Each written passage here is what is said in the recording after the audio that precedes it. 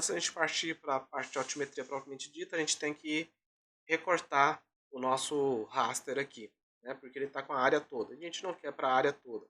Embora seja uma pequena parte, né, a gente ia gastar tempo de processamento, de máquina, sem necessidade. Então, para recortar, a gente vem aqui em raster, extrair, recortar raster pela camada de máscara. Vou dar aqui a camada de entrada, que é o SRTM. A camada de máscara é o limite da bacia. Aqui eu vou deixar os opcionais sem marcar nada. Tá? Aqui um valor sem dados. Eu vou usar o menos 999. Menos 999. Certo? Na resolução não vou mexer. E aqui eu vou definir onde eu vou salvar. Vou clicar nos 3 pontinhos. Salvar no arquivo. Vou salvar dentro da pasta MDE. E vou chamar ele de SRTM 90 metros BH Rio Garças. Clicar em salvar. Eu já tinha feito uma versão antes, por isso que apareceu essa mensagem. Vou clicar em sim. Vou clicar em executar. Ele vai executar. Vamos fechar e vamos verificar. Vou desligar aqui a camada SRTM. Pronto, agora eu tenho o modelo de elevação somente, tá, aqui dentro da minha bacia.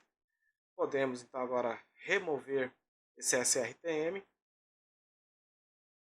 E vamos ficar só com esse daqui. Coloquei ele na posição dele. Tá certo. O que eu vou fazer aqui agora? Agora eu preciso classificar ou reclassificar essa minha imagem para os dados que eu tenho. Tá? Então, se eu olhar aqui, ó, a minha altitude mínima vai de 284 a 868. Se eu quiser confirmar isso, eu posso vir aqui e pedir um relatório. Tá? Então, relatório. Cadê? Não, é estatística, relatório. Estatística da camada raster. Ele vai pedir qual que é a camada. Eu vou passar a camada do SRTM. Tem uma banda só. E aqui ele fala para mim onde é que ele quer salvar, né? Então eu vou colocar aqui salvar ou ignorar a saída, porque no final eu vou usar isso só uma vez, tá? Então eu vou clicar aqui em nada, vou deixar ele para fazer um arquivo temporário e vou deixar ele executar. Executou, terminou, ele é bem rapidinho, tá?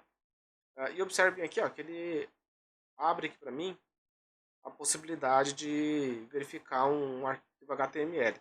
E, ó, ele não colocou nada aqui. Mas se eu vir aqui e clicar nesse arquivo HTML, ele vai abrir uma página da internet, tá? Onde ele vai me trazer algumas estatísticas. Ó. Quantas células eu tenho, né, o valor médio e tudo mais. E aqui eu posso agora começar a trabalhar. Né? Por que eu fiz isso? Nem sempre aquele valor que aparece ali no mínimo realmente é o mínimo. Tá? Já peguei casos onde esse valor aqui é diferente.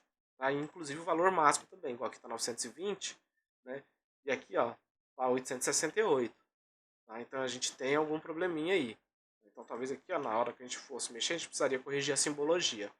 Então a gente vinha aqui, simbologia, e ali está 920, né? Então 920. 920. Aplicar. Ok. Então agora todos os dados estão aparecendo. De posse dessa informação que a gente tem aqui, dos valores, eu posso calcular minha amplitude de classes, meus intervalos de classe e tudo mais. Né? Como que eu faço isso? Lá na estatística a gente aprendeu. Vou então abrir aqui uma planilha do Excel para facilitar os cálculos para a gente.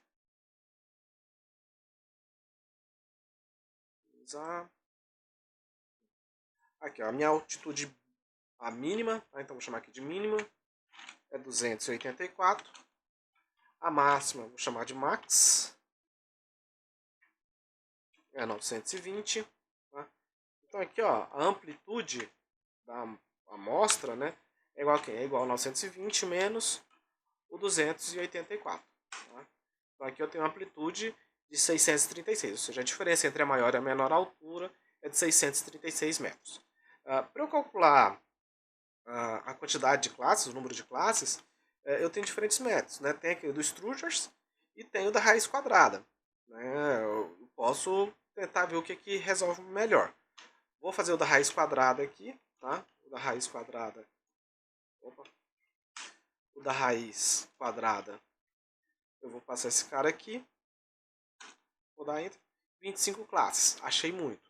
Tá? Vamos tentar aqui. Deixa eu só nomear aqui esse cara aqui pela raiz, né? Pela raiz. Vamos tentar fazer por strugers, tá? Por strugers, ele vai fazer o quê? Ele vai pegar, vai ser 1 mais 3.33 log vezes, né? Vezes o log de 636. Vou dar Enter. Ele completou. Deu em torno de 10 classes. Tá? Então a gente pode assumir o nosso N como 10. Tá? Então a gente vai ter 10 classes. E qual que é a amplitude do meu intervalo de classe? Como é que eu posso calcular isso aí agora? Eu tenho a quantidade de classes e eu quero calcular a amplitude. Eu vou pegar aqui, ó, a amplitude de classe vai ser igual a 636, né, que é a diferença entre a menor e a maior altitude, que é a amplitude, dividido pelo número de classes, que deu 63. Aqui eu posso arredondar, né, eu vou acabar arredondando para cima e vou usar 65 metros como intervalo de classe, tá? Amplitude de classe. Então a minha primeira classe, ela vai ter a altura mínima. Então vamos colocar aqui, ó. Aqui vai ser a classe, aqui é o mínimo, aqui é o máximo. Então aqui eu vou adotar que a menor classe vai medir, que a menor classe vai medir 284 e a maior classe vai ser igual a esse cara aqui, que é o 284 mais 65. Então eu já sei essa diferença. Como eu sei que são 10 classes, eu posso vir aqui, numerar minhas classes, arrastar até chegar no 10. E agora aqui, ó, a lógica é muito simples. Tá? A classe seguinte é o limite superior, o limite inferior da classe seguinte é o limite superior da classe anterior. Né? E aqui eu só arrasto para baixo e ele já vai copiar. Tá? Então eu já trouxe daqui para cá. Então, ó, é isso que ele fez. E agora o que eu faço? Seleciono as duas células e arrasto. Seleciono as duas células e arrasto até chegar na 10ª classe. Deu 934. Observem aqui então que a gente ultrapassou o limite máximo, tá beleza? E uma coisa que a gente precisa convencionar aqui, quem é aberto e quem é fechado. Tá? Então a gente vai fechar na primeira classe em cima e embaixo, tá? Para poder pegar o 284. E em cima a gente vai fechar, tá? Mas na próxima a gente vai deixar aberto. Então vai ficar algo assim, ó.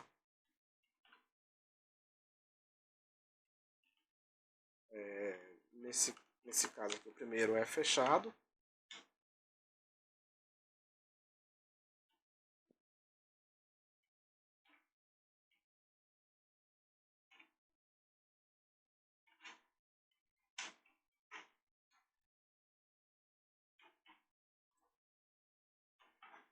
O próximo é fechado também.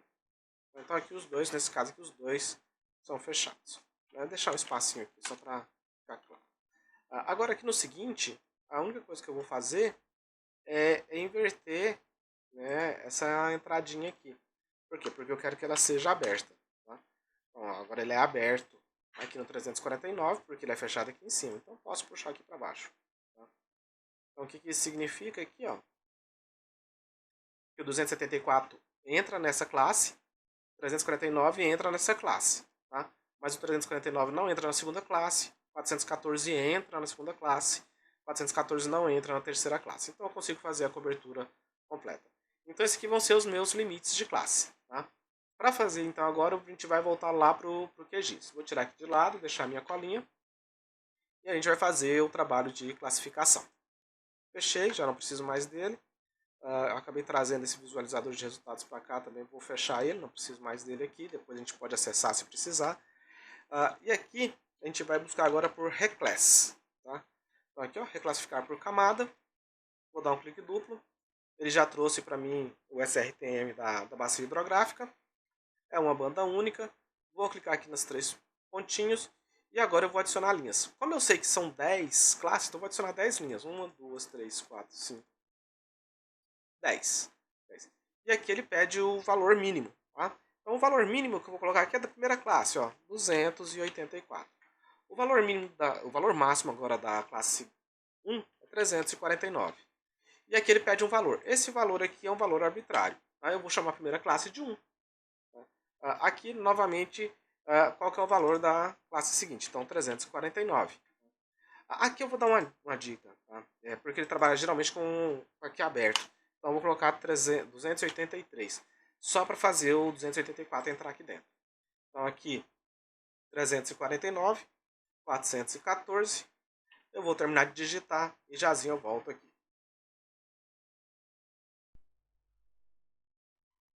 Bom, para classificar agora, a gente precisa mexer algumas coisinhas aqui ainda.